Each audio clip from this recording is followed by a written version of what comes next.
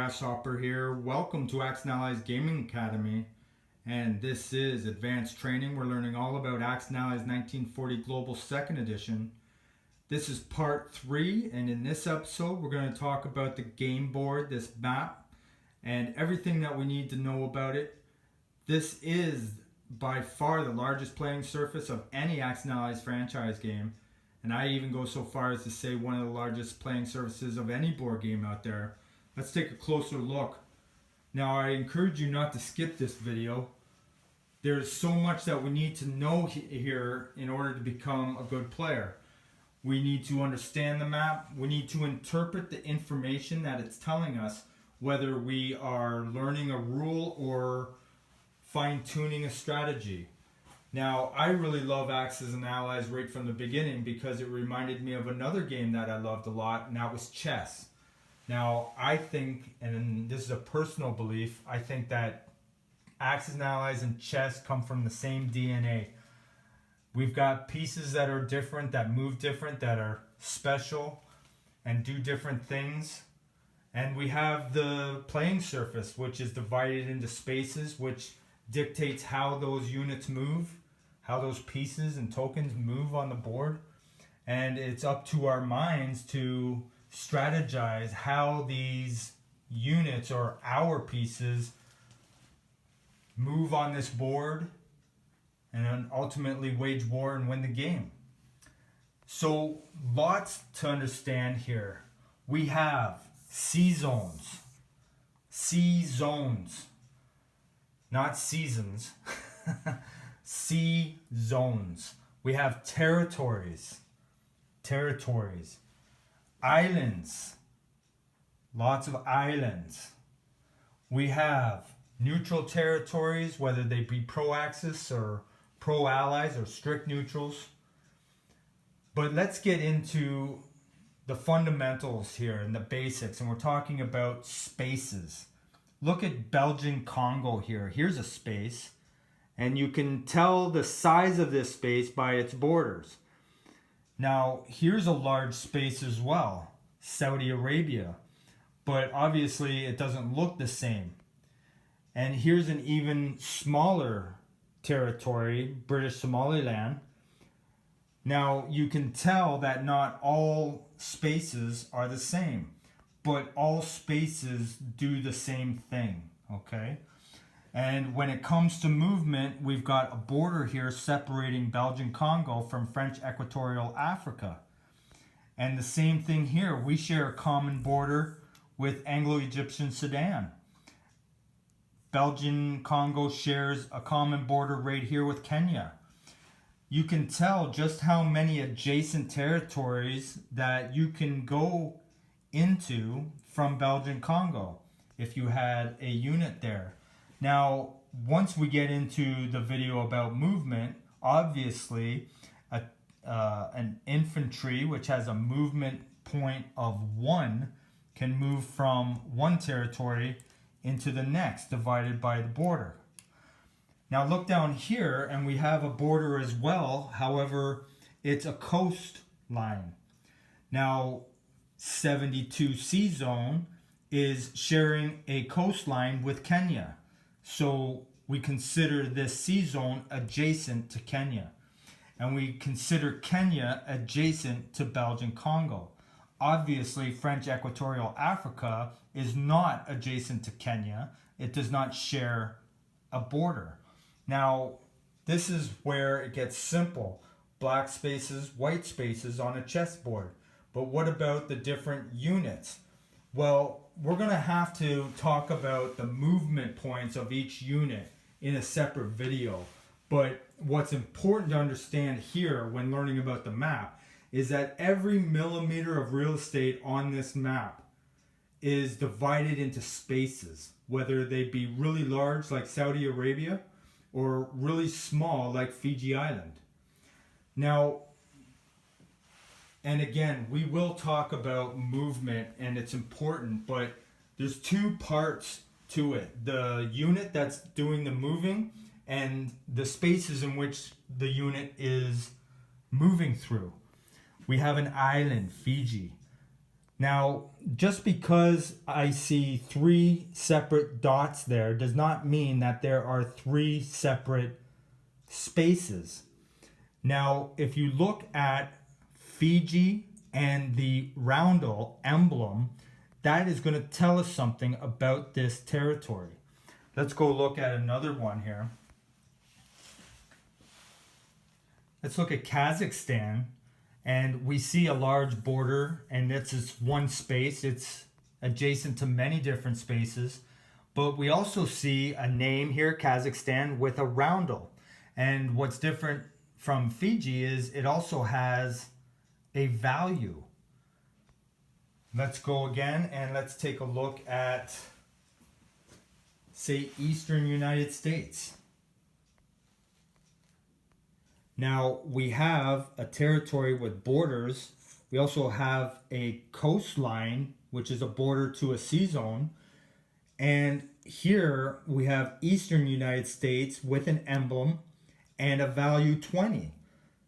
So values can go from 1 all the way to 20. And in a lot of areas like Iceland, there's no value. However, just because there's no value doesn't mean it's not a space. We have Iceland with the emblem here. Now, let's take a look at the sea zone. Look at this space. It's separated by borders. And while we're here, we can see that 123 is adjacent to 117. So it takes 1 movement point from this sea zone to this sea zone. However, the coastline is considered a border. So therefore, the island and the sea zone are 2 separate spaces. That's pretty obvious. You can see that, right? The island, which has a coastline around it, is a different space than the sea zone it's adjacent to, 123. So in this area, we have 2 spaces, Iceland and 123. Now, we know that Iceland is its own space because it has the information Iceland plus the emblem. Okay. Now, what about this example that we showed you earlier with Fiji? Fiji. So we have an island here with 3 separate spaces, it seems. However, we have a name, Fiji, and an emblem.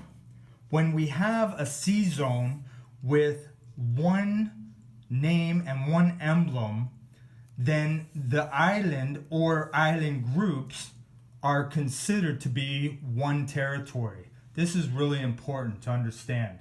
Fiji is 1 territory inside 1 sea zone.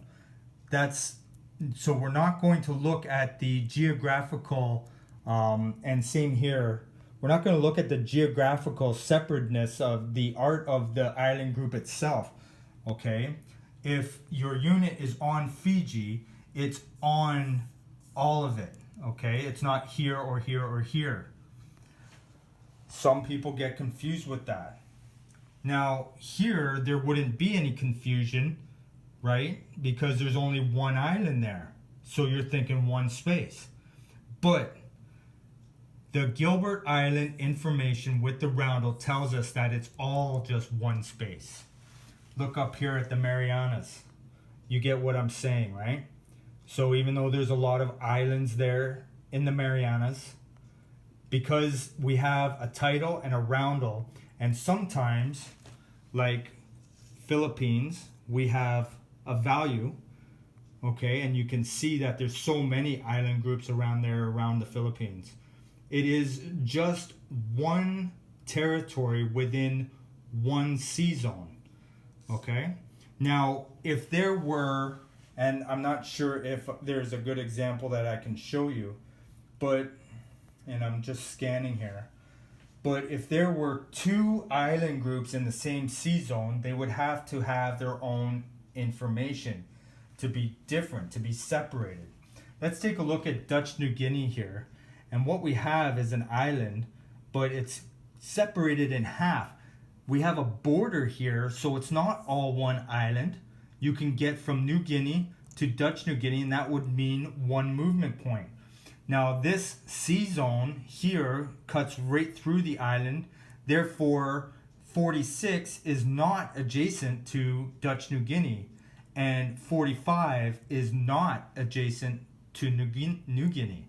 Also, too, you can see here that the original controller, two separate roundels here. Dutch New Guinea controlled by the Dutch, New Guinea controlled by Anzac. So, learning the information, let's check out some of these. Let me get the glare down. So, we know that the number with the circle around it indicates the value of the territory. If you control this territory, that's how much you're going to go up in the income tracker.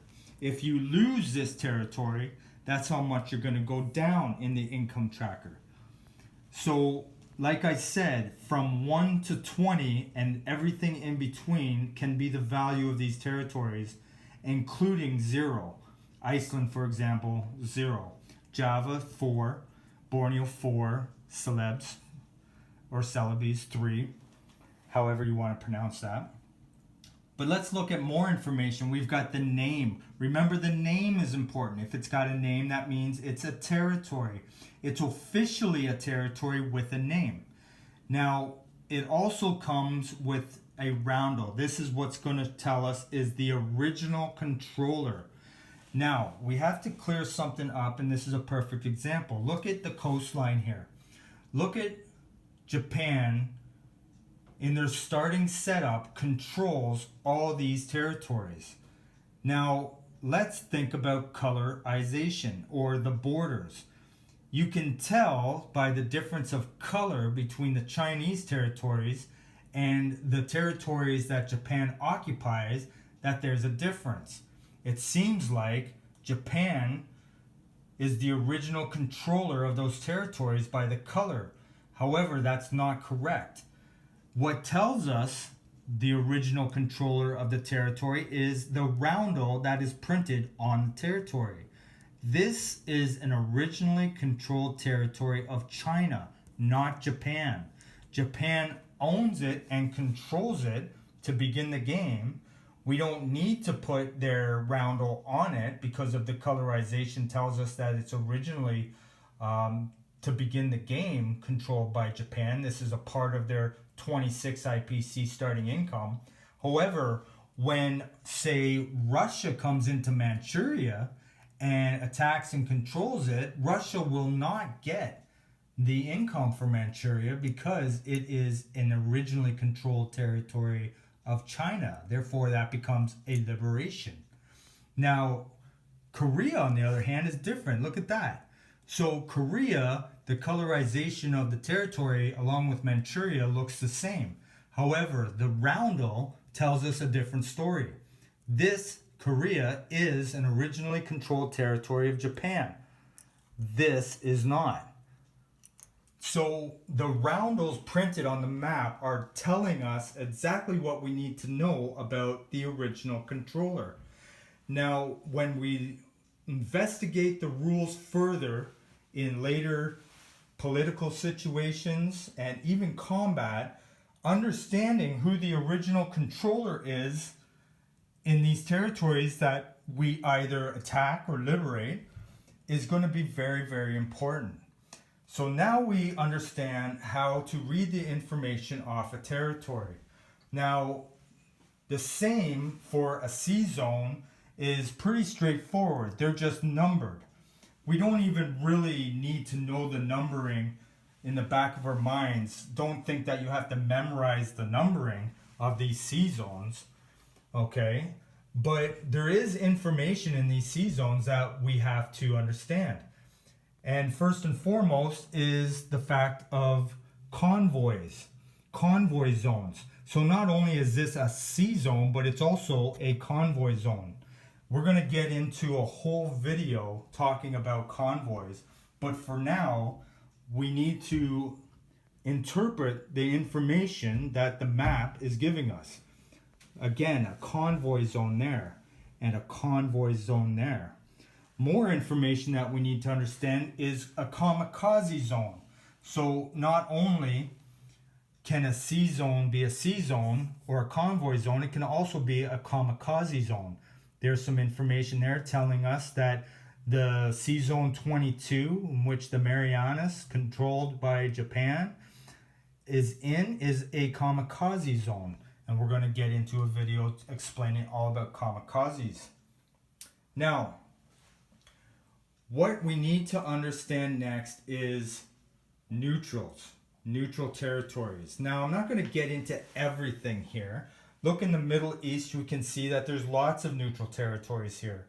I'm not going to get into everything about neutrals. We're going to do that in a separate political situation video. But we need to understand the rules behind neutrals because it affects our strategy. I will tell you that here we have information, 2 IPCs this territory is worth, and Saudi Arabia, the name tells us that it's a zone territory. But look at this. Look at here, this silhouette, this standing army silhouette. It's telling us that there are 2 infantry on guard, and we call that the standing army. Look here, Persia. We have 2 infantry standing guard as standing army. Persia is worth 2 IPCs, but we can see also that it's a pro-allied neutral. So all the information that we need to know is right there. Look next door. We have Iraq. It's worth 2 IPCs in value. However, it has 3 total infantry as a starting army, and it is a pro-axis neutral. So we have a strict neutral. Why do we know it's a strict neutral? It does not have pro-allies or pro-axis on it. And up here, we know that Eastern Persia, and Northwestern Persia are all pro-allies. Now, you can get into the fact that the lines on these territories go from top left to bottom right, hash marks, and a pro-axis. The hash mark goes from top right to bottom left. And then, of course, a strict neutral, the hash lines go straight down. It's another way to understand it. However, all we ever need to know is right here. Afghanistan, for example, is it a pro-axis neutral or a pro-allied neutral? Well, neither. It's a strict neutral because it doesn't tell us if it's a pro-axis or pro-allies. It tells us that there's 4 standing army waiting to either turn and fight. And we'll go over to what these silhouettes mean in a separate video. But the most important thing to get in this video is to know the information. 8 standing army, Turkey, 2 IPCs, strict neutral, okay? Over here, Spain, 2 IPCs, 6 standing army, strict neutral.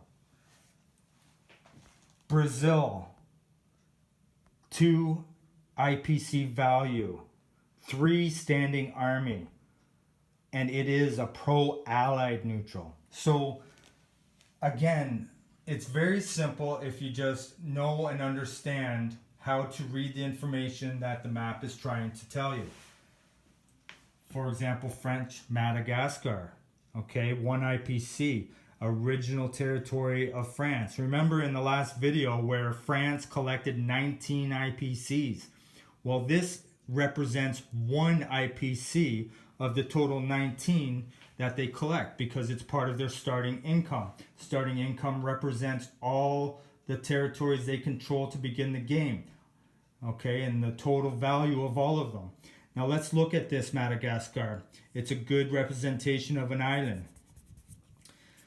It goes all the way around. It's a coastline, but there's no dividing lines. It's all one territory. However, it's also a land territory. It's separate from the sea zone that it's within. So don't look at the sea zone and think that that's all one. We've got the island, which is one movement point into the sea zone. This is going to matter when we talk about air movement, aircraft movement. So, of course, looking at emblems, we can see that not everything is a playable nation. Look here, we've got Dutch, Dutch here. Okay, and let's go over here and take a look at a few of the different emblems here. Okay, and you see Dutch in the middle there. So Dutch is not a playable nation, but there's political situation rules regarding their territories and their relationship to the Allies. Let's look up here in Canada. Now, it specifies in the rule book that even though Canada emblem is on these territories and Canada is not a playable nation in this game, however, the British or the UK Europe economy controls not only nations with their own emblem on it, but they also control Canada. Not to be confused, but it is specified in the rule book. And I don't believe that there's any other things that I can explain about roundels printed on the map. It's just very, very important to understand that the roundel printed on the map represents the original controller. Okay? So spaces. You can see the mass amount of spaces. C-zone, C-zone, C-zone, C-zone, C-zone, getting all the way down there. Island hopping would require coming into this C-zone, then coming into this C-zone, then landing. That's 4 movement spaces. So from Hawaii Islands, it's 1 to get into here, 2 to get into here, 4 to get onto Midway. So even though it's very next door, if you're going from island to island, that's 4 movement points. So islands are separate from the C-zones that they're in. Okay? And islands do not reflect how many dots you see, but the information. Okay? So if you see one information like a value or a name and an emblem, that is an official territory, official. And it can be landed on. Let's look at another example right over here, and we've got India. I know I'm upside down here, but I got India, and Ceylon is a totally separate island away from India. It's got a name and an emblem. That means that it's a totally different space that can be landed on by aircraft, landed on by infantry. It's not a part of India. Let's go up here and show you a couple of things. We've got England, and you can see the border right there. You see that border right there separating Scotland and England? Now, we have a pro-Allied neutral that's adjacent to Scotland right here, and it's not adjacent, however, to London. So you see how the borders tell us what is an adjacent space sharing a common border and what is not. The C-zone itself is a separate space from this pro-Allied neutral. So then you start to think and strategize, well, I can reach here, can't I? Because there's a little divide there. However, I can go from here to here. Now, a common border can be really, really large like this. It can be really, really large like this. Or it can be very, very small like Gibraltar. Okay, common border. So let's sum up this video by talking about some of the little nuances. And one of them is Denmark. Take a look. The Denmark Strait, that's what we call this, the Denmark Strait. Now, in order to pass ships through this strait, this narrow strait, the person who owns Denmark is the only person that can pass ships, and their friendly nations can also. If you do not own Denmark, you cannot pass ships through this strait. Therefore, the ships that Russia begins with cannot escape through here. Now, there's a goofy rule that says that you can ask for permission, but that becomes a joke, and the German player is never going to allow permission to the Russians to do something that might benefit their war effort. So no ships through here unless you or an allied nation owns Denmark, not even submarines. Now let's go down here to Gibraltar and explain the Gibraltar Strait. The Gibraltar Strait. So right here we've got a common border. I'll try and get the glare down. I'll move around. Now, just like up there in Denmark, sea units are not allowed to pass through this strait unless they own Gibraltar, this little peninsula up here. So the United Kingdom can move their ships through. However, the Italians may not unless they own Gibraltar. Now, submarines, however, can pass through this strait. So Italian and German submarines can pass through this strait if not blocked by a destroyer, even if they don't own Gibraltar. That is a difference between the Denmark Strait and the Gibraltar Strait. Now, there's no walking across from Morocco to Gibraltar. There's no walking across from Denmark to Norway. However, you can walk across from Cairo to Transjordan using the Suez Canal. So a narrow strait, different than a canal. Now, in order to move through this canal, you must own or have an ally own both Transjordan and Cairo. Therefore, if the Italians own Transjordan and the UK own Egypt, neither Italian or UK ships may pass through the Suez Canal, or any of their allies for that matter. Now, if you own both sides, you can pass through. It would be legal right now if the UK wanted to move their ships through this canal. Now, what's different from Morocco to Gibraltar and Denmark to Norway is that you can walk your units across the canal and either do a non-combat movement or fight. Now, another canal is the Panama Canal. The Panama Canal. Now, you can see here that Panama or Central America is owned by America. Now, Panama Canal is right here, kind of represented within the same territory. We have a value, a title, and a roundel for this border, between this border, everything between here. Now, in between this one territory, it's not two territories, we have the Panama Canal. And you can go through this canal if you are an ally of America or America themselves. Now, control of Central America means control of the Panama Canal, okay? Now, before I go, I just want to make sure that I did not forget anything, guys.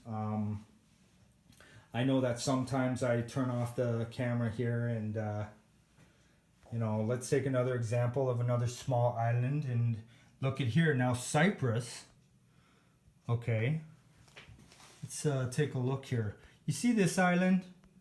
See this island right here? That's obviously an island, but it's not a legal territory. It does not have the information needed to recognize it as a legal territory. Over here is a small island, and it is a legal territory. It's got a name, Cyprus. It's got information. It's got the roundel that lets us know who originally controls it. So we can land planes on Cyprus, but we cannot land planes on whatever island that is. Okay? All right, awesome. Okay, guys. So the last thing I want to talk to you about is just gaming on the map, gaining experience, getting a lot of games under your belt. It's going to take mistakes. Mistakes. Oh, I didn't know that you could reach from there. Oh, I didn't see that it was adjacent to that. Okay? Perfect example is over here in this theater of war, the South Pacific. Take a look at the sea zones here. There's a big sea zone with Sumatra inside there. Here's another sea zone here. It's a little bit Now we get into bigger sea zones. Now Java goes all the way over here, right? And then Australia adjacent here to Queensland. Now take a look here and look at there. 42 is adjacent to 55. And not only is 42 adjacent to 55, but 55, look at that right there. 55 is adjacent to 46. All right. Now I know you can go 1, 2, and 3, just like you can go 1 and 2, right? Like that. But what about from here? 54 is adjacent to 55, which is adjacent to 42, which is adjacent to 37. And with this naval base, from 54, 1, 2, 3. Or vice versa from 37, 1, 2, 3. Now, not everybody sees that when they become a new player.